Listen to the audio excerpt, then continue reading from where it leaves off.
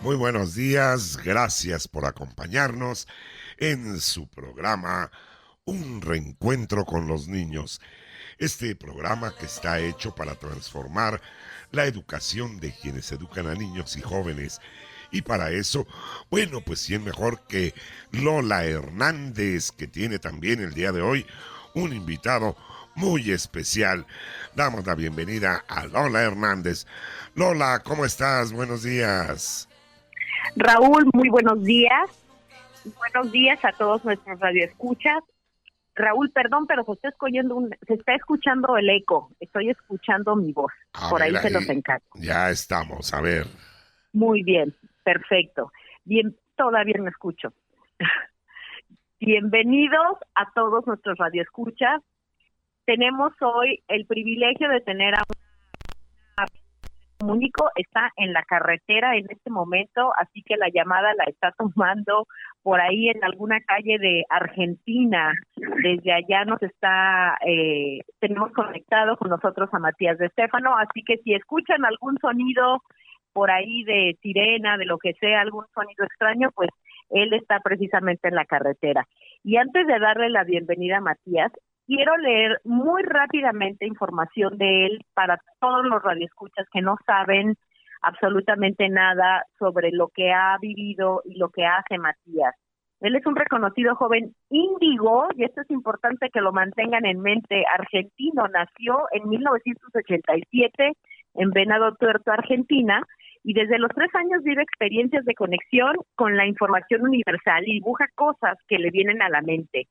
Hasta los 12 años pudo ver toda clase de seres etéreos, 2 de ellos serían sus guías, y en el año 2000 inicia una nueva etapa en su vida con mucho más intensidad de visiones, recuerdos de vidas anteriores y terribles dolores de cabeza que lo aquejaban hasta el año 2005, cuando contaba ya con 18, casi 18 años. En ese momento comenzó a pasar noches enteras dibujando mapas de la época de la llamada Ciudad Perdida, la Atlántida.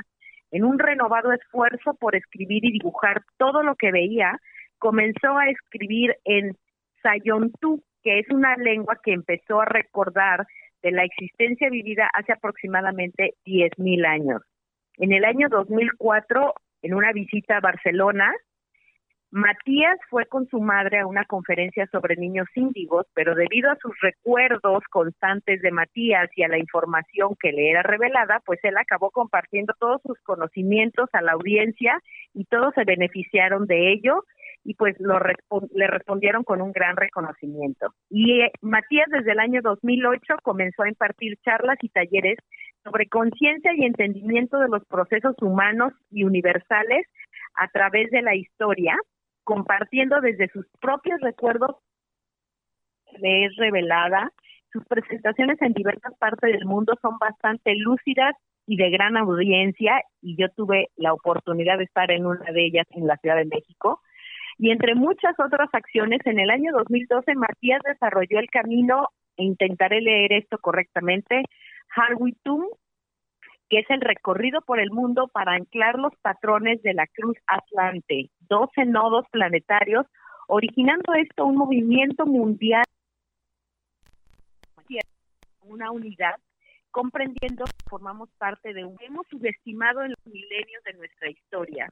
Para algunos críticos, Matías de Estéfano es un masón o Illuminati, pero la verdad es que no hay nada que pueda probar estas aseveraciones y tampoco proporciona ningún tipo de prueba.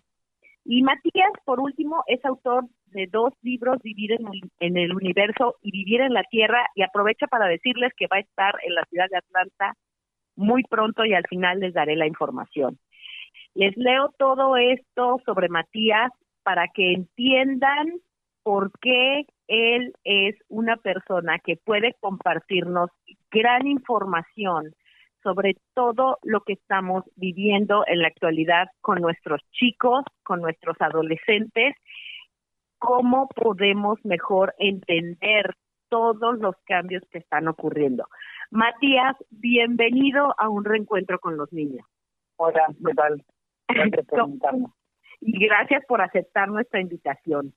Matías, cuéntanos, por favor, eres conocido como el niño índigo. ¿Qué significa tener ese atributo o esa característica? No sé ni cómo llamarlo. Sí.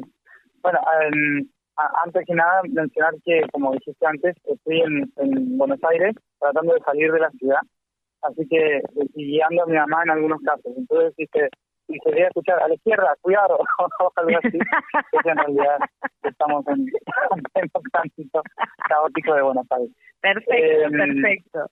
Así que, bueno, lo aclaro por si acaso. Y bueno, obviamente ya hoy no se me consideraría más un niño. En realidad hoy se le conoce más comúnmente a la generación que llamamos desde el mundo espiritual a índigo, se le conoce como los millennials, que en realidad empezaron alrededor de los 80, fines de los 80, hasta fines de los 90, y que en cierta forma somos la generación que empezó a vivir con naturalidad las redes, ¿no? Las redes en todos los niveles, las redes a niveles de conciencia y las redes a niveles materiales, como las tenemos hoy, ¿no? Redes sociales, conexiones entre los países, de una forma más fácil. Estamos en el tiempo de redes, y lo que significa esta generación es en realidad aquellos que esa generación que está pudiendo observar la realidad de una forma diferente, debido a que hay un entendimiento del mundo diferente desde que existe Internet, desde que existen las redes. Entonces, a esa generación, vibracionalmente, se le empezó a conocer como índigo debido a que hubo un estudio en Rusia de unas personas que eran Kirlian, que lo que hicieron fue un estudio de ver el campo energético que emanaba el cuerpo físico, y a partir de fines de los 80 empezaron a ver que hubo un color que se expresaba más cuando fotografiaban estos cuerpos físicos, y cuando eran niños sabían siempre el color índigo, el color entre el azul y el violeta. Entonces se les llamó la generación índigo porque estaban viendo que en todo el mundo cada vez había más de esas personas con ese color. Y ahora, en realidad, bueno, la clave de ellos es esa, es ver el mundo de una forma diferente. Okay, pero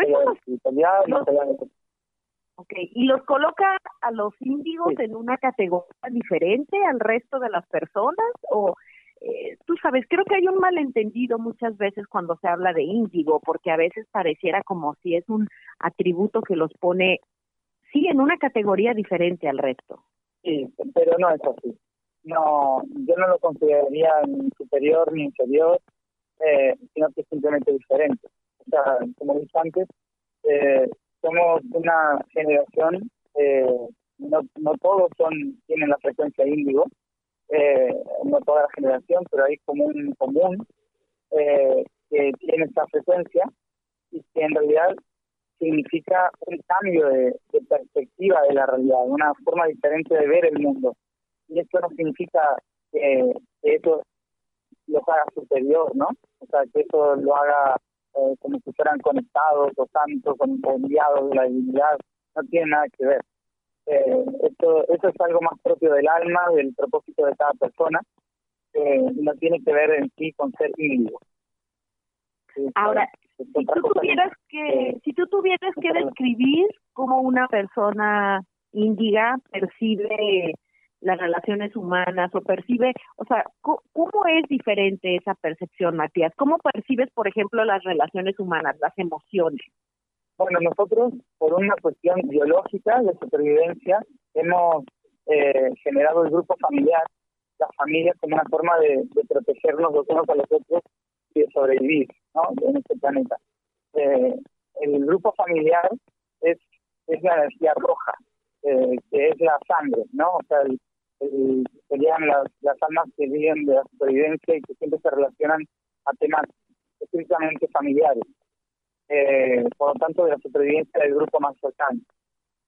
Luego está el cultural, que es el naranja, que ya es una cuestión más de patrones de un grupo más grande, ¿no? Como las amistades, la sociedad en la que uno está viviendo, y así va subiendo los diferentes tipos de color, ¿no? En relación a esto. Entonces, cuando uno llega al índigo, la visión deja de ser familiar, deja de ser social, empieza a ser más allá de todo eso, empieza a ser lo que atraviesa todos esos patrones. Entonces, ¿qué significa? Que todo lo que es estructura familiar deja de tener el sentido que tenía antes. Ya el padre y la madre no son alguien que están por encima de, sino que son personas que están en igual nivel. O sea, son compañeros de aprendizaje, ¿no? Dejan de estar en el rol del padre y la madre. Pasan a ser parte del conjunto, digamos, ¿no? Deja de haber una jerarquía, porque ya se observa todo desde diferentes lugares. Entonces, esto hace que se denote un quiebre muy grande en cómo nosotros estamos viendo la estructura social, ¿no? Esto, que haya un presidente, que haya jefes, que haya profesores, que haya padres y madres, deja de tomar sentido en la estructura de la composición individual. Ahora, Matías, una mamá, un papá, ¿cómo puede distinguir que tienen un hijo índigo y sobre todo cómo llevan la relación con él? Porque tú dices que ustedes tienen una percepción diferente, pero ciertamente, quizá nosotros, los que no somos índigos, todavía tenemos esta parte emocional que nos cuesta trabajo, del desapego, de no tomar cosas personales. Entonces, ¿cómo una madre, cómo un padre puede distinguir que tiene un chico que es índigo y cómo relacionarse con él? Distinguir, en realidad hoy ya prácticamente somos casi todos, ¿no? Entonces, lo que sí nos diferencia es en realidad el grado de conciencia que uno tiene como individuo. En realidad, cualquier niño hoy que haya nacido o que tenga más de 14, 15 años hasta 35 años, está dentro de la generación índigo. Por lo tanto, se identifica porque le cuesta mucho aceptar los roles de mando, aceptar los roles de la estructura social. Cuesta mucho a estar en relación con todas las normativas establecidas por la cultura. Entonces, todo esto hace que se identifique la generación índigo en sí, ¿no? Entonces, esta generación en realidad no tiene nada que ver con la espiritualidad. Dentro de esa, tiene que ver con la ruptura del sistema, con el no entendimiento de por qué hay normas, por qué hay estructuras y que se pueden cambiar, ¿no? Entonces, esa es una forma de identificarlo en general. Después, dentro de eso, hay diferentes grupos. El grupo consciente y el grupo inconsciente. El inconsciente, que no significa que sea tonto, ¿sí? Es decir, el inconsciente en realidad significa que no entiende su propósito, ¿sí? Que no entiende el por qué está acá, no entiende que tiene una misión, sino que simplemente actúa en función de lo que sucede. El grupo inconsciente es normalmente el más agresivo o el que no tiene límites, ¿no? No existe ningún límite y por lo tanto siempre va desde una sabiduría muy interna probar todos los límites, ¿sí? Porque ya no existen jerarquías para él. Entonces, esa es una forma, ¿no?, de general. El consciente es una persona que normalmente va a tener mucho más contacto con otros planos de conciencia, con otra información, con una visión más transformadora del mundo, de querer colaborar con que las cosas cambien a su alrededor, incluso con contacto de otros planos dimensionales, porque al tener la posibilidad de ver otras dimensiones, otras realidades, de ver el mundo de una forma diferente, puede también tener contacto con el plano espiritual, ¿no? Entonces, que normalmente a los índigos se los relaciona con ese aspecto, que es el plano espiritual, pero no tienen por qué. Están en el plano artístico, en el plano educativo, en el plano científico, y no tienen que ser espirituales. Lo que los diferencia es la voluntad de no seguir los patrones, de querer cambiar el mundo desde la conciencia y desde la inconsciencia de querer destruirlo para hacer algo nuevo que no saben qué es, ¿no? Claro. Y Agradezco esa aclaración. Eso es un grado, sí. Ok, sí, dime. Y en esto que me preguntaste al final, sobre si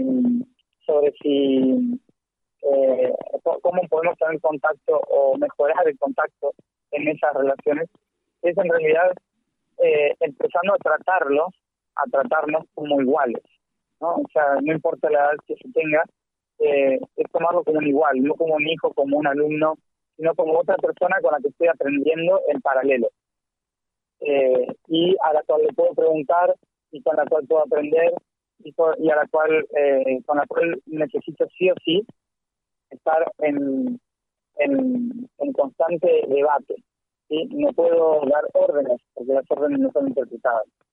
Ahora, Matías, ¿y qué pasa con estos chicos o con estas personas, como llamaste hace rato, los que están, ¿qué dijiste, conscientes o inconscientes? ¿O cuál fue la palabra? Ya olvidé. ¿O despiertos? Claro, en conciencia o en inconsciencia. Ajá.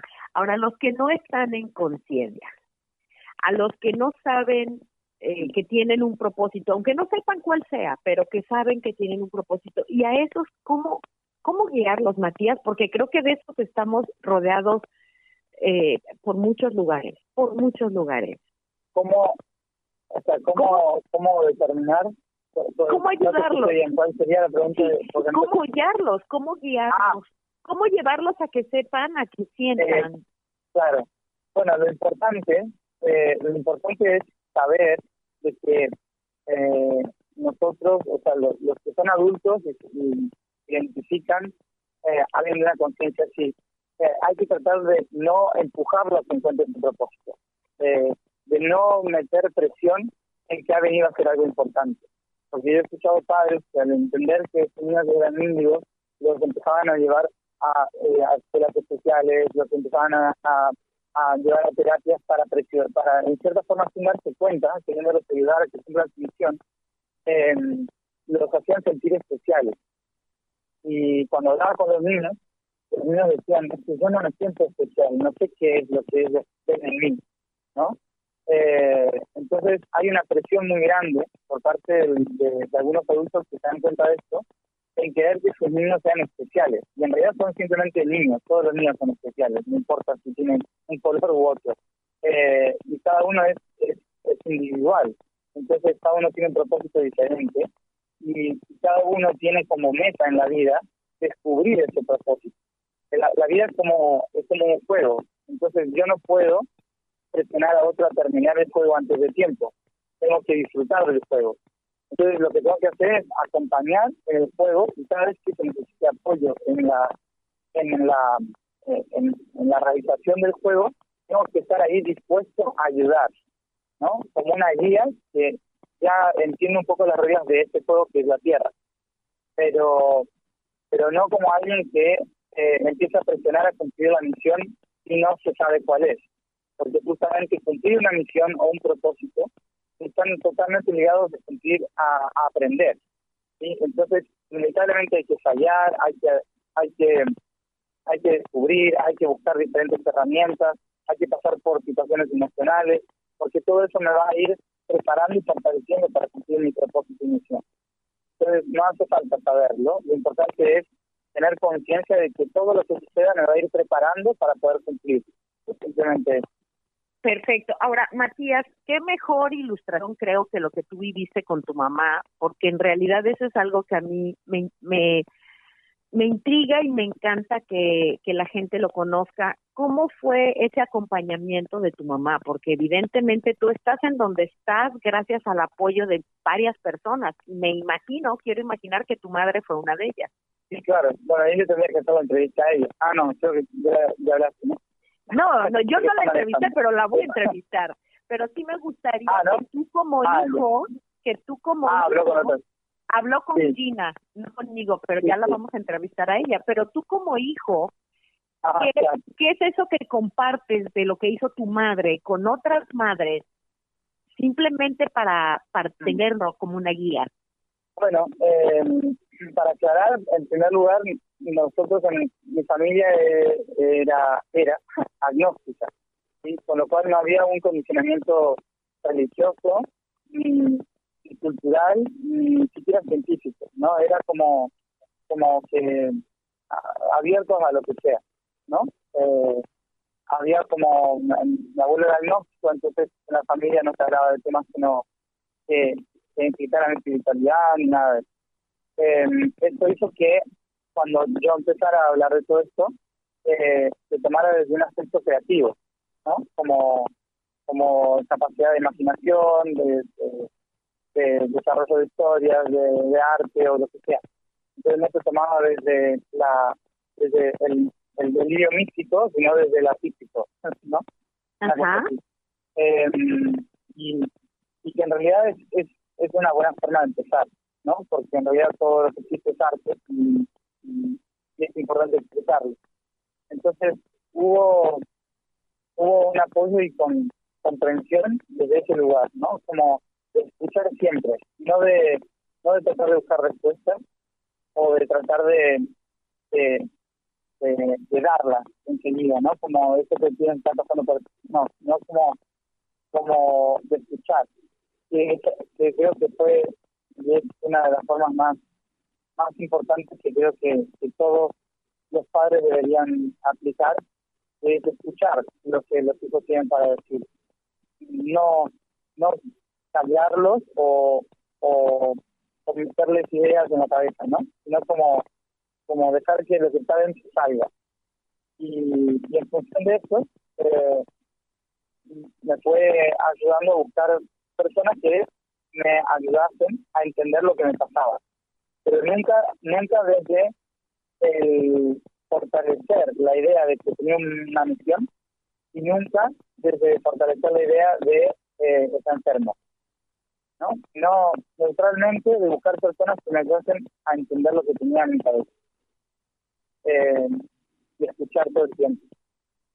Creo que esa fue y es la base más importante, ¿no? De esa relación. Ahora, ¿qué personas te ayudaron a entender lo que te estaba pasando, Matías? ¿Y cómo te ayudaron? En primer lugar, obviamente que en mi casa con la única que hablaba era con mi mamá y le contaba todo esto, en la medida que podía, porque había cosas que todavía no entendía que me pasaban, entonces iba de a poco. Y luego hubo una profesora de dibujo que tenía la capacidad de ver el aura, entonces la profesora de dibujo me preguntaba siempre cómo estaba, lo que me pasaba, y como que fue alguien que entendía el tema de lo que me estaba pasando.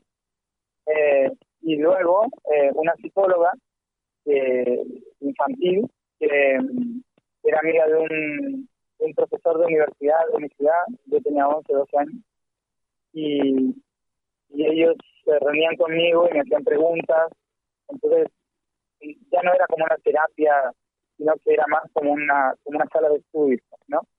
Entonces ellos me hacían preguntas, analizaban las historias, me contaban que a lo mejor con una idea les estaba recibiendo un libro que ellos habían leído de filosofía o historia, entonces como que esas personas me fueron ayudando a entender que lo que tenía en mi cabeza era útil para muchos otros y que no era solo un delirio propio, sino que en realidad era algo útil para muchas personas que estaban estudiando todo esto, ¿no? Y que no lo terminaban de entender.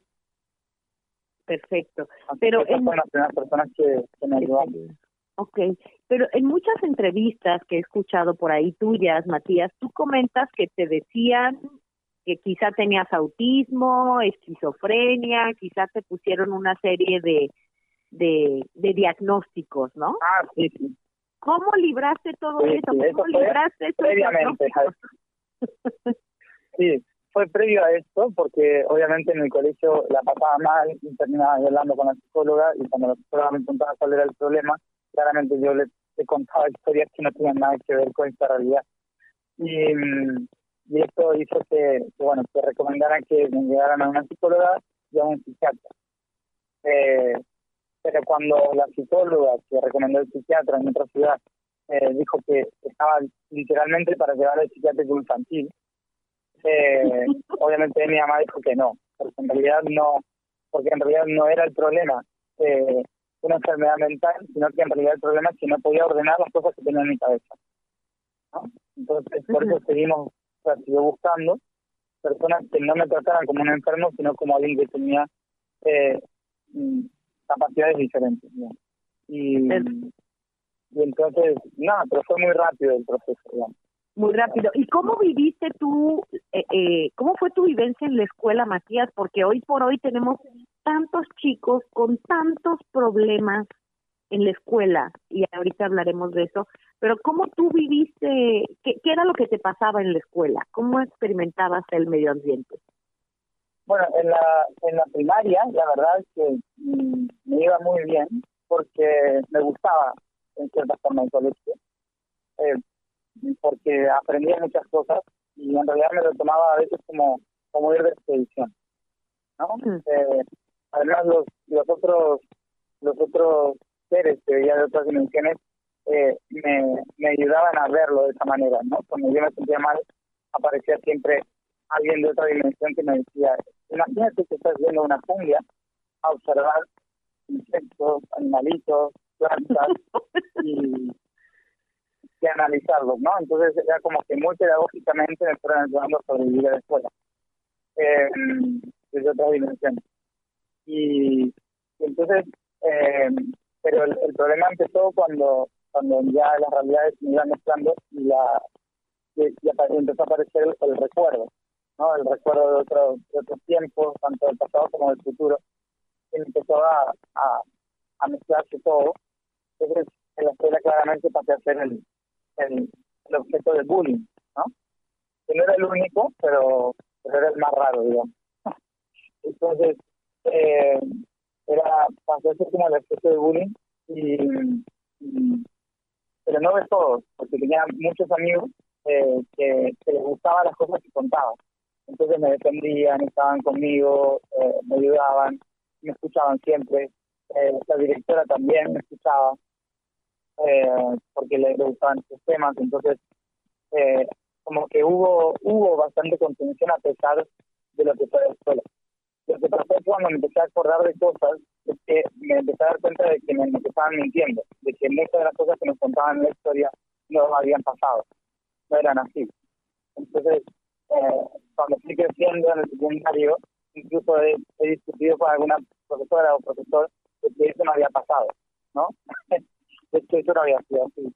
O le corregía frases en latín a la de latín, porque los romanos no hablaban de esa manera, cosas así, ¿no? Entonces, como que hubo una dificultad a veces de introducirme en el sistema por entender de que en realidad no nos estaban educando, sino que nos estaban reteniendo en la mejor etapa de nuestra vida, ¿no? O sea, como una cosa así.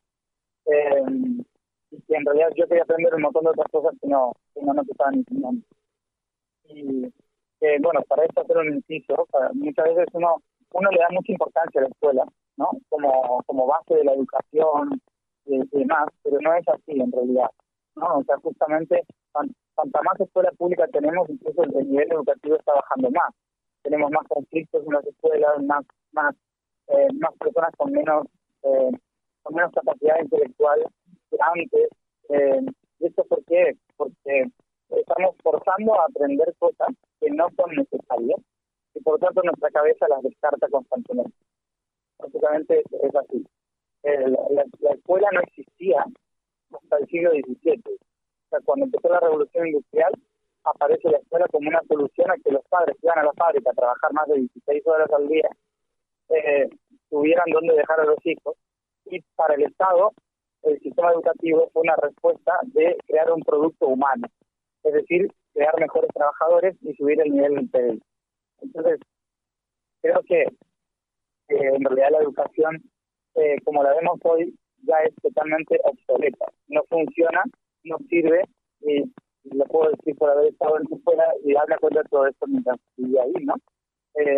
Pasa que nos han, de la misma forma que con la democracia, nos han vendido una idea de que es un sistema glorioso y de que hay que defenderlo a muerte, ¿no? Que es un derecho, el derecho a la educación. Pero en realidad no nos están educando, nos están enseñando. Y enseñarnos es educar. Entonces,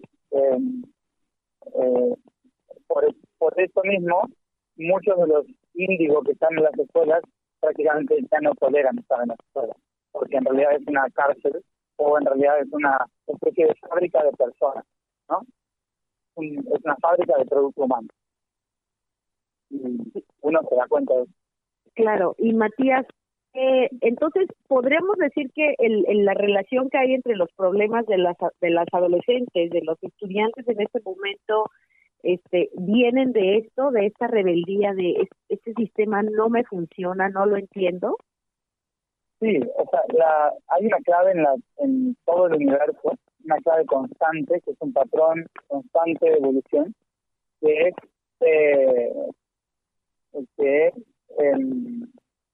¿cómo se llama? Perdón, es que me estoy mirando la carretera porque creo que nos perdimos. Entonces me desconcentré. Tranquilo, sí, yo sé que no, hay que volver para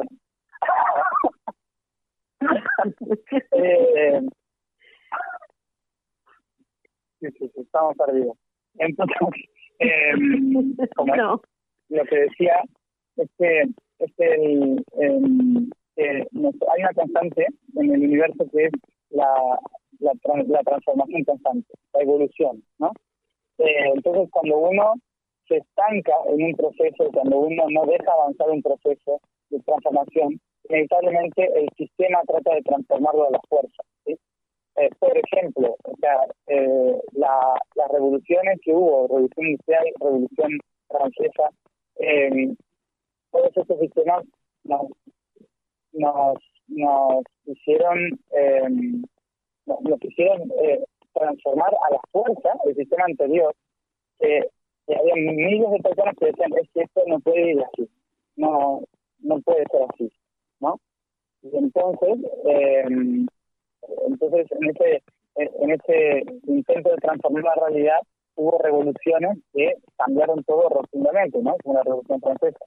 Uh-huh. Y lo que sucede hoy es en realidad una revolución también, pero es una revolución no organizada, porque no es lineal, es una revolución en red.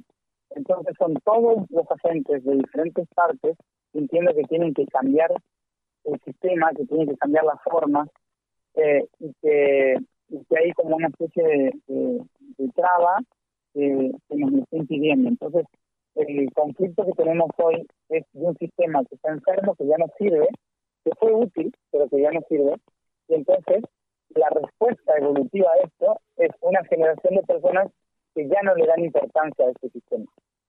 Entonces, claro, desde el punto de vista del sistema anterior, dicen, esta generación está perdida, esta generación ya no tiene respeto por los adultos, esta generación ya no sabe lo que es vivir en democracia, no tiene respeto por los profesores, pero en realidad esto es el resultado de una cultura. Es el resultado de una cultura. Es una cultura que está fracasando, fallando, y que la respuesta es las generaciones que están surgiendo ahora, ¿no? En definitiva, somos el futuro, por decirlo así. Entonces, inevitablemente, eso indica de que el futuro va a ser totalmente diferente y va a ser pensado en redes y no en jerarquía, ¿no? O sea, nuestra mente funciona como Facebook, como Instagram, como Internet, ¿no? O sea, ya no vamos a una biblioteca, hoy buscamos en Wikipedia. Y no está mal eso, ¿no? Porque antes tampoco existían las bibliotecas y la gente en la antigüedad se quejaba de la gente que leía, ¿sí? O sea, los cristianos en un momento creían que el demonio estaba en las bibliotecas, ¿no? Entonces quemaron la biblioteca de Alejandría, por ejemplo, porque lo creían que era una deshonra para el momento histórico, pero en realidad fue la primera biblioteca que permitió que la ciencia llegara al día de hoy, ¿no? Entonces, toda esa visión que tenemos hoy también retrógrada de hay que proteger la democracia, hay que proteger la educación, la estamos haciendo con un patrón del siglo XVII y no con un patrón del siglo XXI. Definitivo.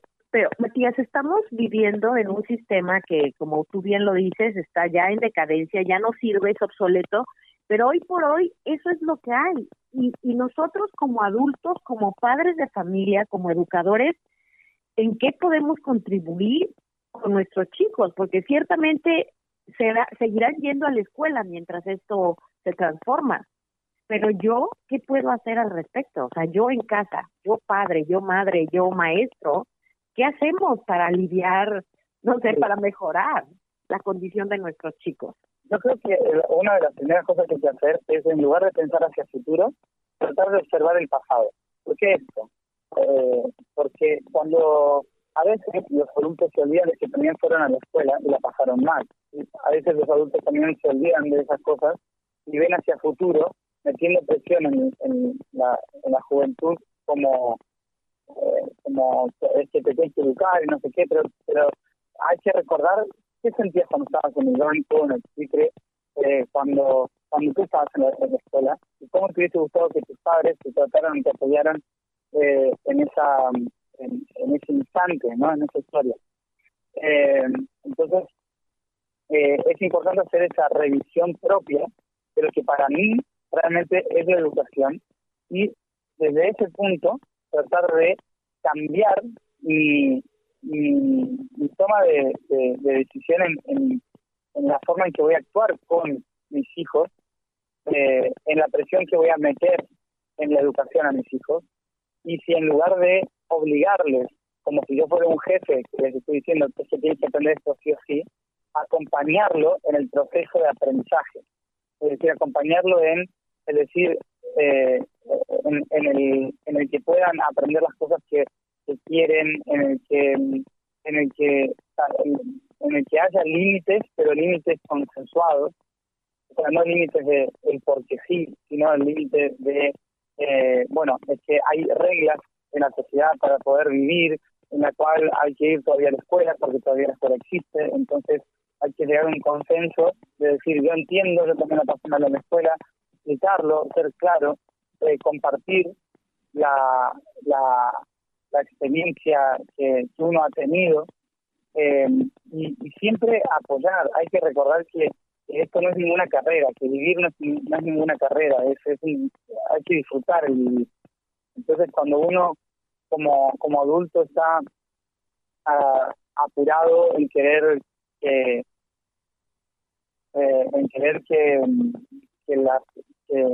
nuestros hijos hagan lo que nosotros no pudimos hacer, ya estamos haciendo algo terrible. ¿Sí? Estamos haciendo algo terrible porque estamos condicionando a un ser diferente a que haga algo que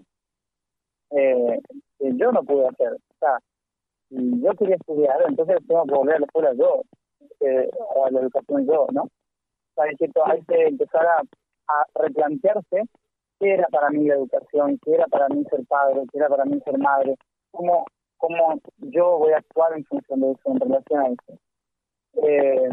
Y empezar a relajarse en ese sistema, ¿no? En no meter presión a algo que debería ser un gozo, como es aprender, ¿no? Entonces, de a poco ir creando situaciones educativas. Las situaciones educativas son lúdicas, ¿sí? Es aprender a través del juego, a través de la risa, a través de mirar una película. También se aprende mucho más a veces que estando 5 horas en la escuela. Sí, más, ¿no? Totalmente de acuerdo. Entonces, es también compartir la educación, no solo mandarlos a la escuela. Ok, Matías, todos estos, en la actualidad hay una cantidad, y te digo los números en Estados Unidos. El 30% de la población estudiantil la están diagnosticando con trastornos de atención y de hiperactividad. Esto es producto de lo que estamos hablando, Matías. Es el peor país del mundo para ser un estudiante. Horrible. Y encima de todo, están dopados. Los están... Bueno, para ser un ser humano, diría yo. Sí.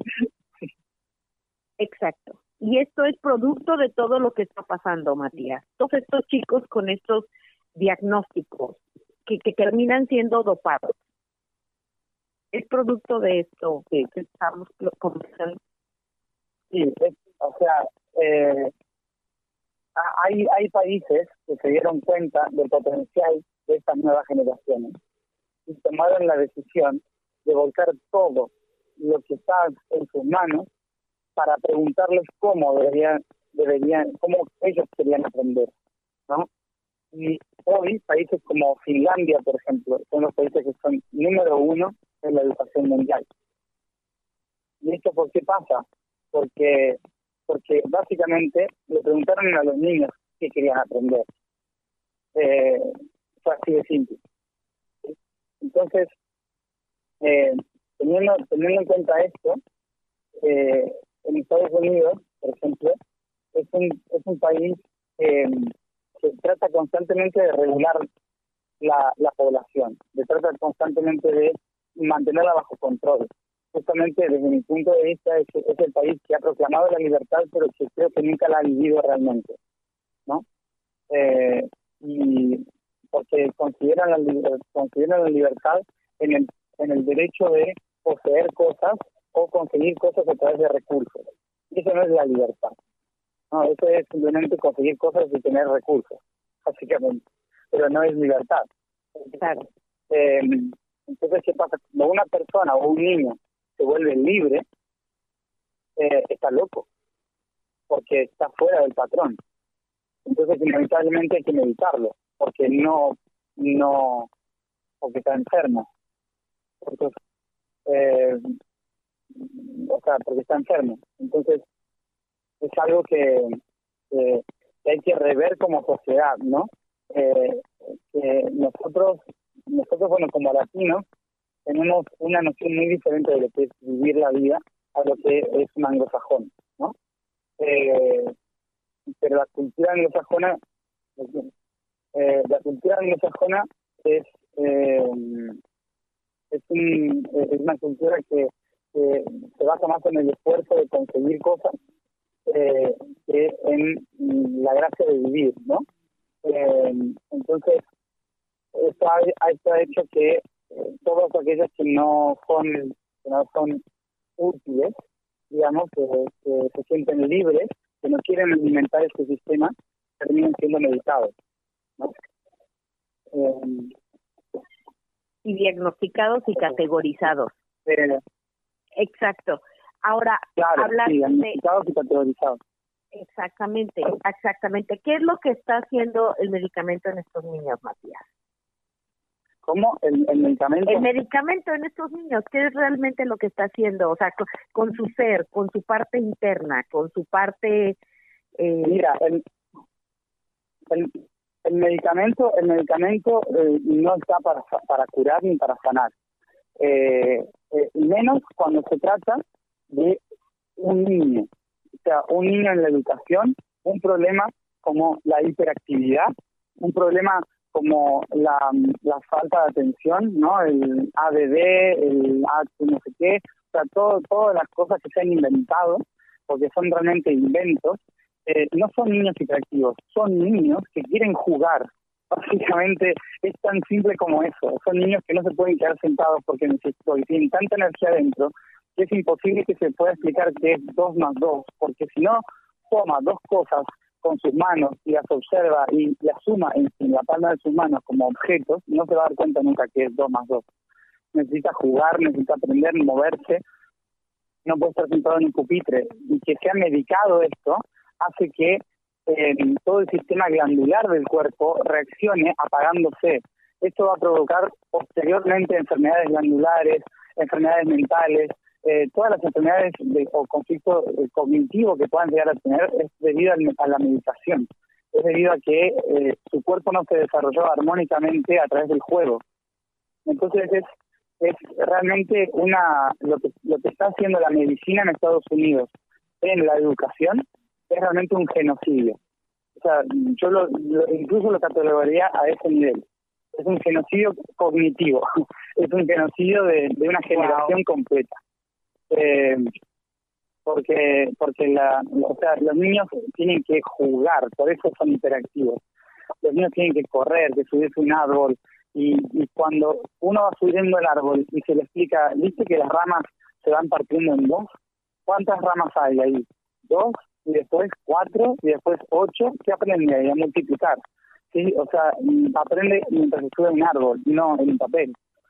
Entonces, este sistema que tenemos de educación y que en realidad es casi globalizado. En Japón la educación por ejemplo, uno dice es muy buena, pero en realidad la presión que siente un estudiante en Japón aprendiendo, o sea, es la que puede sentir no sé, un director de una empresa a punto de la quiebra, o sea, porque es una presión gigante. Claro, uno dice, tienen las mentes más brillantes del mundo, sí, pero ¿a qué costo? ¿A qué costo emocional, glandular, médico, tener ese nivel de inteligencia, ¿no? No existe la educación emocional, por lo tanto no hay inteligencia emocional, con lo cual, por más que sepa millones de cosas y tenga millones de recursos, si no sé gestionar una emoción, voy a hacer un desastre en mi vida. Hay muchas cosas que no se toman en cuenta, y el medicamento es solo para cuando una enfermedad física muy grave está aconteciendo, o sea, pero no cuando un niño no se puede quedar quieto en clase, ¿no? Ese es un niño que necesita jugar, no necesita medicamento. Ahora, Matías, muchos de nosotros, o bueno, quizá todos los seres humanos, yo no sé si esto es verdad o no, tenemos diferentes dones. ¿Es correcto eso? ¿Tenemos dones? ¿Todos tenemos dones? ¿Qué? Dones. El don de... Sí, claro. ¿Qué es un don? Cada uno es único. Y te lo pregunto porque a veces los dones son categorizados como algo bueno, algo positivo. Pero, ¿cómo ayuda uno, por ejemplo, a los niños? Sí. ¿Cómo uno descubre cuáles son sus dones? El don es una habilidad y normalmente está relacionada con el hobby. O sea, con lo que a uno le gusta hacer, con lo que uno sabe hacer. No siempre tiene que ser algo positivo, el don, puede ser algo negativo. ¿Por qué? Porque a lo mejor tu don es caerle mal a mucha gente porque dices la verdad, ¿no? Okay. Entonces, a veces a la gente no le gusta la sinceridad del todo. Sí es sinceridad, pero cuando uno dice la verdad duele. Entonces a veces uno cuando tiene el don de la verdad pues puede que no lo quiera nadie. Entonces no siempre el don es algo mágico, sino que tiene que ver con una capacidad que puedo compartir con otros, porque justamente don viene de la palabra donar, ¿sí? Que significa dar. Entonces un don tiene que ser siempre, surge de algo que me hace sentir a mí que estoy compartiendo con otros, que es útil para otros, y para mí mientras lo hago, ¿no? Entonces todos, cualquier humano, los 7.000 millones, 8.000 millones y medio de habitantes en el planeta que hay, tenemos un don específico cada uno, y nuestro juego en la vida es tratar de expresarlo, ¿no? Justamente educación significa eso, expresar lo que está dentro y llevarlo hacia afuera, del latín educo, que significa llevar afuera lo que está dentro. Y justamente la educación hace lo contrario, me llena de cosas, ¿no? Que no me sirven, porque yo no soy esto. Entonces, por eso antes marqué la diferencia entre enseñar, que es señalar algo, y educar, que es sacar el potencial interno, que es el don, ¿sí? Entonces, encontrar un don es poder educarse, es decir, encontrar en el espacio, en el ambiente, las herramientas que me permitan a mí expresar eso que tengo en mi interior, que va a ser útil para todos. Y todos lo tenemos, todos tenemos un don. Solo que en algunos se despierta antes, en otros después, pero siempre va a surgir. Ahora, se me ocurre que obviamente guiando a los chicos a través de sus dones es una manera de aliviar quizá todo lo que están viviendo en la escuela, pero nosotros como padres, ¿cómo descubrir los dones de nuestros hijos, Matías? O sea, o cómo ayudarlos a que ellos los descubran, porque a veces nosotros ni siquiera hemos descubierto nuestros propios dones como personas. Entonces, ¿cómo guiar a los chicos? Sí. Exacto, entonces, ¿cómo guiar a nuestros chicos Bueno, a que encuentren? Mira, yo como consejo doy esto, una historia. Tenía una compañera en el colegio que era muy inteligente y los padres se dieron cuenta que tenía un don para la música, ¿sí? Entonces hicieron todo lo posible para que tocara el violín, porque a la madre le gustaba el violín y ella era muy buena para la música. Entonces empezó a tocar el violín, empezó a estudiar violín y lo hacía tan perfecto que le invitaban a todos lados. En clase, cuando había un evento, lo que sea, ella tocaba el violín y me decía, wow, qué habilidad para tener 12 años, 13 años y tocar el violín de esa manera, ¿no? La verdad es que cuando hablábamos como amigos, ella decía, odio tocar el violín, detesto el violín, o sea, lo rompería delante de mi madre, ¿no? Y entonces, pero ella tenía un don para eso, pero sin embargo lo odiaba, ¿no? Y su don en realidad era educar, era ayudar a otros a aprender cosas. Y hasta que no se salió de su casa y no pudo salir de esa presión que le metía su madre de despertar su don, no encontró el propio. Wow. ¿A qué voy con esto? Que no presionen a sus hijos a despertar su don, porque lo va a hacer en tanto le demos la libertad para que lo encuentre. Claro. ¿Sí? O sea, es simplemente eso. El don es algo inherente al propio ser. Nadie más me puede forzar a mí a encontrar mi propio don. Yo lo voy a encontrar cuando me dé cuenta de que lo estoy haciendo. ¿Sí? O sea que, como dije, la vida es un camino de aprendizaje, no es una carrera para ver quién despierta antes. Wow. Qué importante lo que acabas de decir, Matías, qué importante.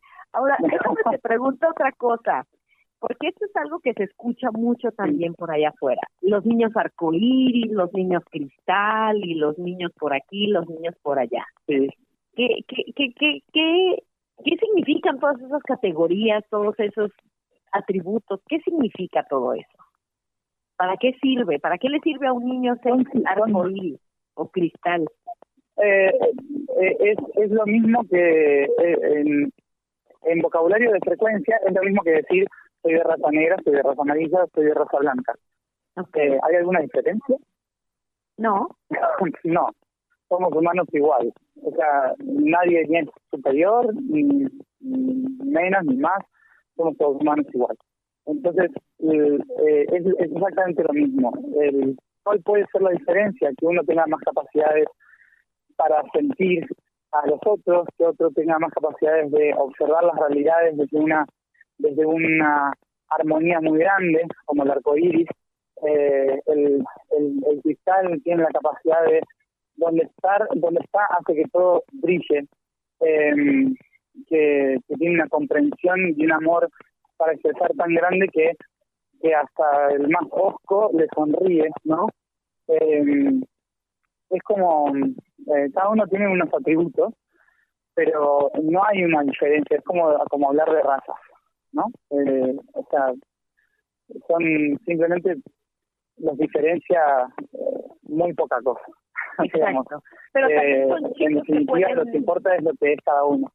Okay, y también pueden mostrar todas las características que muestran todos nuestros chicos índigos, que de repente pueden ser rebeldes, que pueden sentir que no se encuentran así. Bueno, normalmente el que uno puede llegar a catalogar como cristal y arcoíris, por ejemplo, son las frecuencias que normalmente nunca las vas a ver quejándose o peleando o diciendo es que esto no debe ser así, o sea, el índigo tiene un poco más de lucha en cierta forma por la injusticia y porque hay que transformar, y es una energía un poco más de arrastre, ¿no? El índigo. Pero la frecuencia cristal, por ejemplo, es mucho más pacífica, es mucho más contemplativa. Son niños que simplemente observan, siempre sonríen, no lloran, como está todo bien. Es muy diferente, ¿no? El arcoíris tiene conversación con todo el mundo, es una persona niños que normalmente tienen menos de 5 años, en realidad hoy. Es una generación bastante nueva, que en realidad son los que van a armonizar toda la transformación que los indios hagan. O sea que son como los futuros políticos, los futuros educadores, son personas que van a armonizar el planeta de nuevo. Perfecto, pues esperemos a que ellos crezcan. Perfecto. Ahora, muchos de estos chicos índigos de los que hablamos caen en fuertes depresiones, Matías, porque ahorita tú lo sabes, hay índices de suicidio muy altos por los estados depresivos de estos jóvenes. ¿Y hay alguna manera en la que se les puede ayudar? Es muy difícil cuando uno entra en un estado depresivo ayudar a alguien a salir de ahí. Solo se puede acompañar. Un segundito y regresamos inmediatamente con más de Matías Estéfano aquí en Radio Reis Voz con Lola Hernández en su programa Un Reencuentro con los Niños.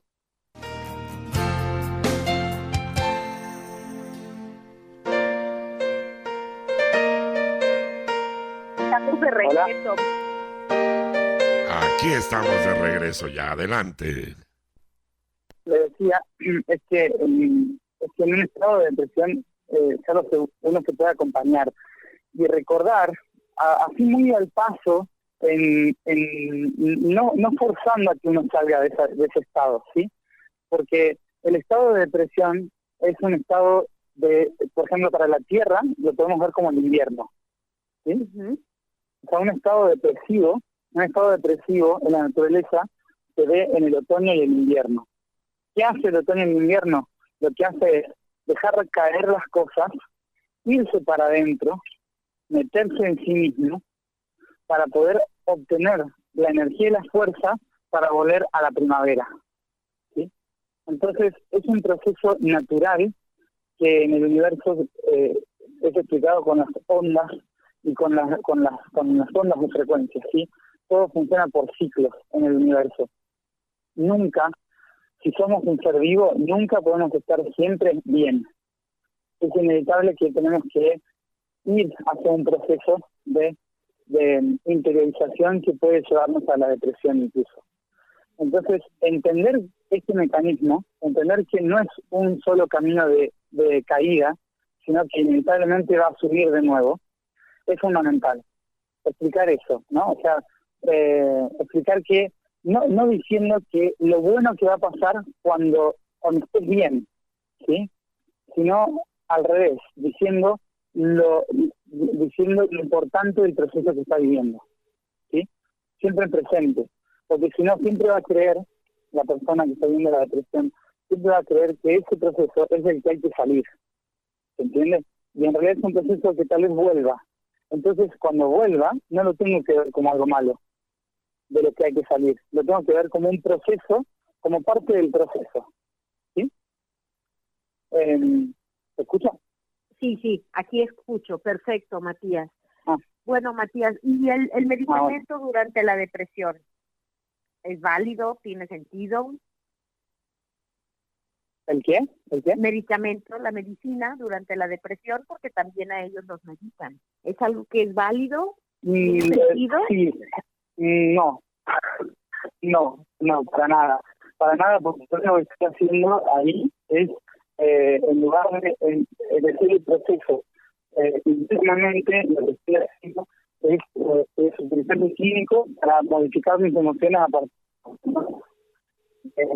y eso que hace, no sé, en estado químico, todo hace el suelo. Y eso me trae una depresión más grande. Y porque no es de qué no soy yo. Entonces, voy a tener una especie de dependencia y de adicción a tener, mantener la medicina para bueno, ahora sí ya se nos está cortando tu voz, Matías, se nos está cortando tu voz. Lo que decía es que nunca he participado en las pastillas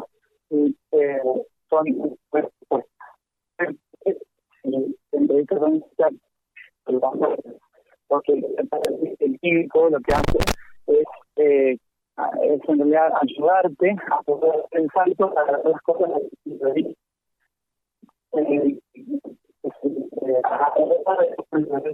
tu cuerpo, todas las cosas Ya, ya te perdimos. Bueno, ya te perdimos esta última parte, Matías. Yo creo que ya la comunicación se está poniendo muy, muy rara. Sí, pasa, bueno. Sí, ya no.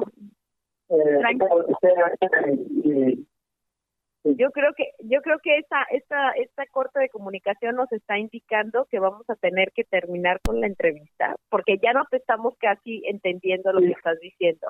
Ya es muy muy difícil escuchar. Y definitivamente yo sé que tú sí me escuchas bien. Podríamos seguir hablando varias horas más contigo y bueno, espero tener oportunidad de volver a hacerlo aquí en el programa. Por lo pronto te esperamos aquí en Atlanta, Matías, y a todos los que nos están escuchando. Te esperamos aquí, va a estar con nosotros el sábado 24 de junio a las 2 de la tarde en Unity North Atlanta. Así que si viven en el estado de Georgia o en cualquier estado de Estados Unidos, acérquense a Georgia el 24 de junio. Pueden entrar a mis redes sociales, Lola Hernández Gallardo, en Facebook, y encontrar la información sobre el evento de Matías. Muchas gracias, Matías. Yo creo que nos diste muchas herramientas y muchas maneras de reflexionar a los padres de familia y a los maestros sobre lo que podemos hacer y sobre lo que estamos haciendo con nuestros muchachos. Así que muchísimas gracias a ti, gracias a tu mamá, que entre los tres logramos coordinar esta gran aventura de estar aquí juntos. Fue un placer tenerte aquí y yo creo que un día de estos te voy a volver a traer, si me lo permites.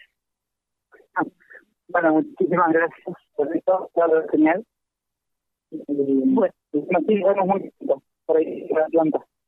Perfecto. Te esperamos aquí y a lo mejor yo te espero otra vez aquí en el reencuentro con los niños. Que tengas buen viaje, disfruta mucho tu día y te mandamos un abrazo grande desde Atlanta. Hasta luego, Matías. Hasta luego, gracias. Pues muchas gracias a todos nuestros radioescuchas. Gracias por estar aquí con nosotros. Sé que el día de hoy se llevan mucho material para reflexionar y para saber que hay mucho por hacer y que sí se puede hacer. Raúl, a todo el equipo de Radio Raíz-Voz, a Raúl, a Pati, muchísimas gracias. Nos escuchamos la próxima semana, que estará con nosotros Nacho Calderón desde España. Vamos a estar hablando el tema de la inclusión de los chicos con discapacidad. Muchas gracias. Que tengan una hermosa semana. Gracias, Lola. Nos escuchamos la próxima semana en un reencuentro con los niños a través de radioraízvoz.net. Feliz inicio de semana, Lola. Gracias, hasta luego. Hasta luego.